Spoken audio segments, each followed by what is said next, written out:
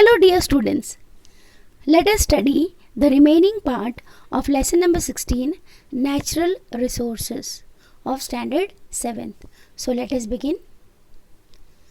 On page number 106, we are going to start. So let us study about fuel. Various substances are used in day-to-day life for generating energy. These substances are called fuels. Fuels are found in the solid, liquid or gaseous state. So this was about fuel. Now let us study about coal. Millions of years ago, forests got buried underground as a result of certain natural events. Layers of soil kept getting deposited over them. The very high pressure from above and the heat from the earth's interior slowly transformed the buried plants into fuel. Coal was thus formed from the remains of those plants. That is why coal is called to be a fossil fuel. Coal is found in mines. Peat, lignite, that is brown coal, then a bituminous coal, and anthracite are the various types of coal.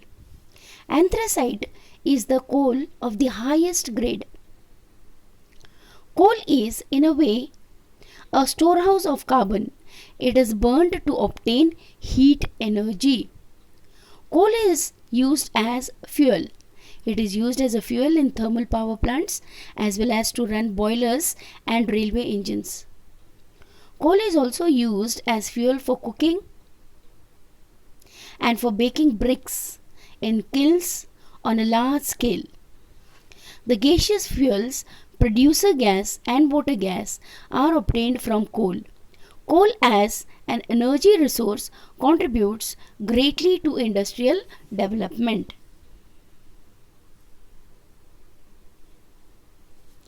Now about the mineral oil. Mineral oil is the liquid fuel formed by the decomposition of organic substances buried underground. Millions of years ago, bodies of dead sea organisms sank to the bottom of the sea. Layers of the soil and sand collected on them.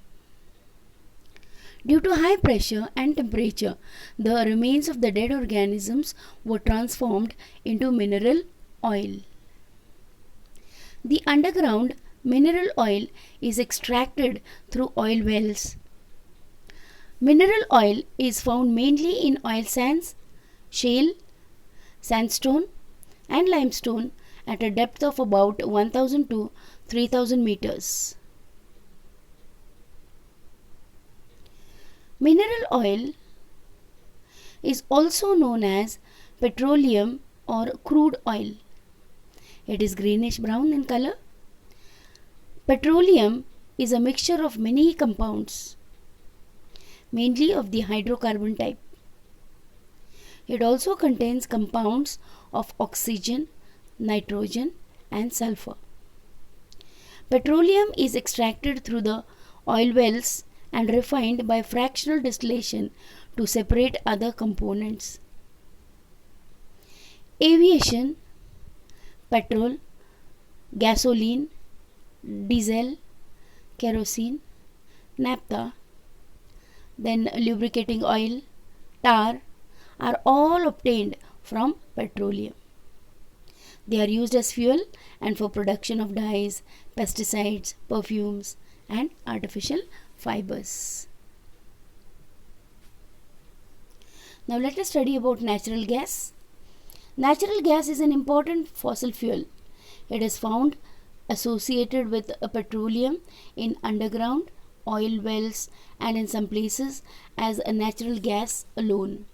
The main component of natural gas is methane, that is CH4, while ethane, that is C2H6, then propane C3H8 and butane C4H10 are present in small proportions. Natural gas is formed from the remains of organisms buried deep underground and subjected to high pressure.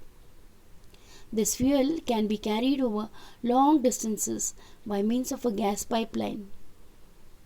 But in the absence of the network of pipelines, it is transformed under high pressure into compressed natural gas, that is CNG, and liquefied natural gas, that is LNG. This makes it possible to transport the gas. Now let us see some characteristics of CNG. The first one, catches fire easily. No solid waste remains after combustion. Then carbon dioxide and water are formed in small quantities. Other pollutants are not produced. Then it can be transported easily. Combustion can be controlled easily. So these are the characteristics of CNG. Do you know, children, fossils are the preserved remains of dead organisms in rock. Fossils are the signs of their existence left behind by organisms that got buried billions of years ago. Sometimes impressions of the organisms are seen on the surfaces of coal and stones. Now, do you know, children, liquefied petroleum gas, that is LPG. Petroleum gas is obtained during refining of crude petroleum. Petroleum gas is transformed into a liquid by subjecting it to high pressure and reducing its volume to 1 by 240 of the original. It is stored in thick-walled steel cylinders to that under pressure it remains in the liquid state. As it comes out from the storage cylinder, it is transformed back into a gas. This gas contains mainly two components, that is propane and butane. That is in the ratio 30:70. It is an odorless gas, but a small amount of a chemical called ethyl mercaptan, which has strong characteristic odor, is added to it. This helps to detect any leakage of LPG gas immediately and thus avoid any accident.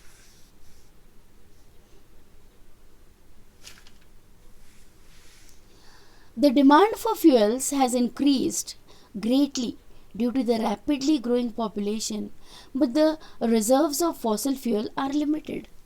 It is becoming difficult to meet the increased demand.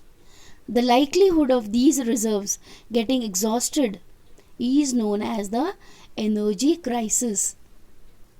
As the reserves of fossil fuels, namely mineral oil and coal, are limited and the demand is increasing, alternative fuels are coming into use. Hydrogen, biofuels, methanol or wood alcohol, ethanol or green alcohol are some of the alternative fuels.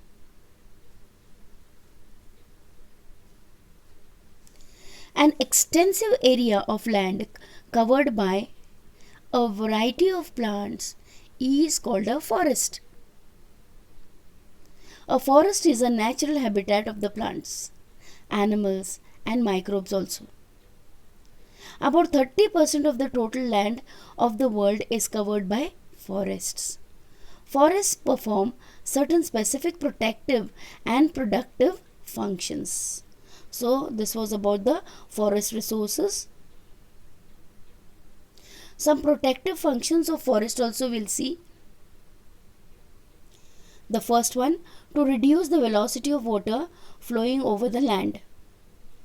The second one, to prevent soil erosion. Third, to help percolation of water into the ground. Then fourth one, to control floods. Then the fifth one, to reduce the rate of evaporation. Then sixth one, to protect wildlife. Then the seventh one, to maintain the balance of atmospheric gases. Thus, forests help improve and maintain the quality of the environment. Now, students, on page number 110, one table is given about medicinal plants. In the first column, the name of the plant is given and their medicinal uses are given in the next column. So let us see the plant's name. The first plant name is Adulsa and the medicinal use of Adulsa is cough and cold. It is used for treatment of cough and cold. Then the second plant, Bale. It is used for the treatment of diarrhea. Then the neem for fever and cold. Then periwinkle for cancer treatment. Then cinnamon for diarrhea and nausea. Then cinchona. It is used for the treatment of malaria.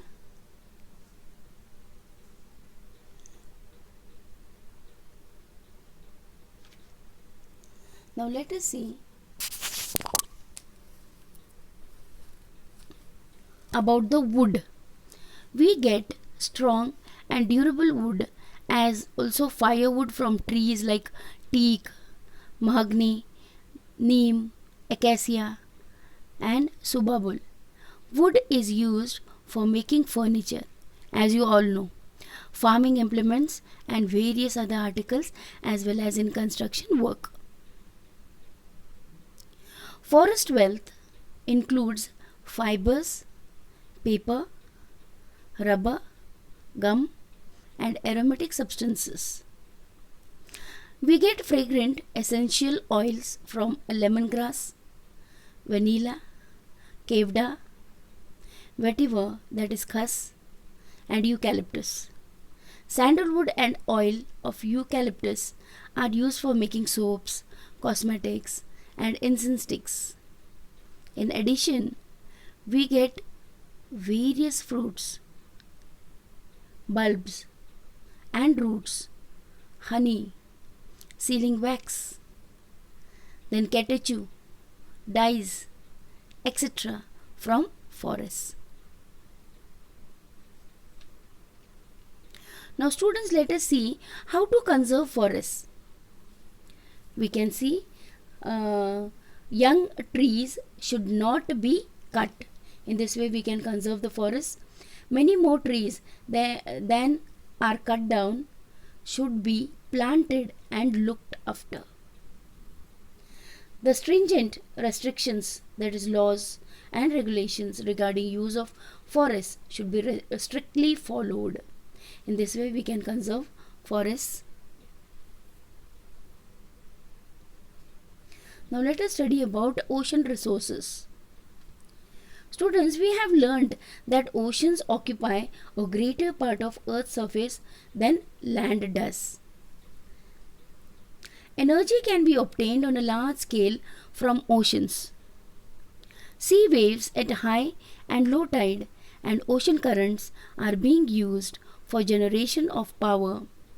Last year, we have learned something about this in geography, isn't it? Do you remember? There are reserves of a variety of natural resources in seawater, at the bottom of the sea and beneath the seabed too. These resources available from seas and oceans are called marine resources. Let us study about mineral and bioresources from oceans. Scientists believe that billions of tons of minerals are to be found dissolved in ocean water. There are very large reserves of tin, chromium, phosphates, copper, zinc, iron, lead, manganese, sulfur, uranium, etc. in the ocean and seabeds. We get many types of gems, conches, shells and pearls from the sea. Real pearls are even costlier than gold.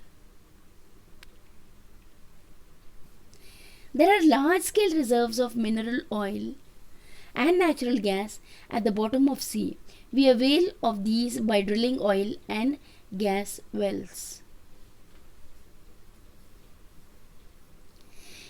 In India, the first mineral oil well, Sagar Samrat, was drilled in 1974 at the oil field called Bombay High for obtaining mineral oil and natural gas from the bottom of the sea. The natural gas from this well is carried via a pipeline to a place called Uran. On page number 111, one table is given about mineral resources from oceans and bioresources in ocean. So let us see the mineral resources. Thorium. This is used in the production of atomic energy.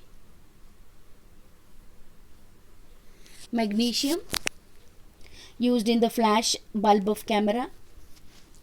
Then potassium, the main ingredient in production of soap, glass, fertilizer.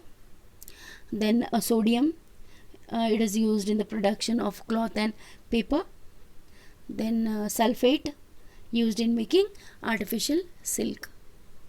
So let us see the bioresources in ocean. Fishes like pomfret, spearfish, as also shrimps and prawns. They are sources of proteins and vitamins, therefore mainly used as seafood. Then dried shrimp, Bombay duck powder, used as poultry feed and is a good manure. Shells, used for preparation of medicines, ornaments and decorative articles. Then fungi, it is used for the production of antibiotics.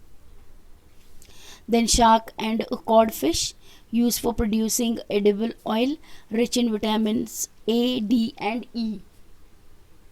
Then the sea cucumbers, they are used as medicine for treating cancer and tumors.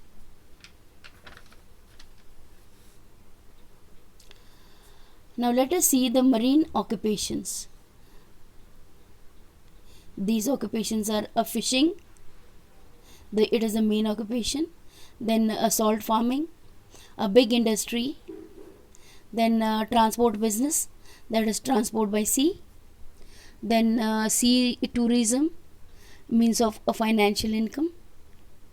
And manufacturing decorative articles. So these are the marine occupations.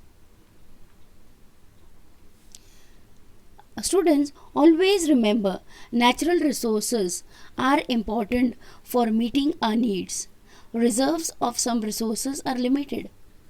There is a danger that excessive use will lead to their early depletion. We must keep a control on the use of natural resources to maintain the balance in nature. So students, with this we come to an end of this lesson. Thank you students.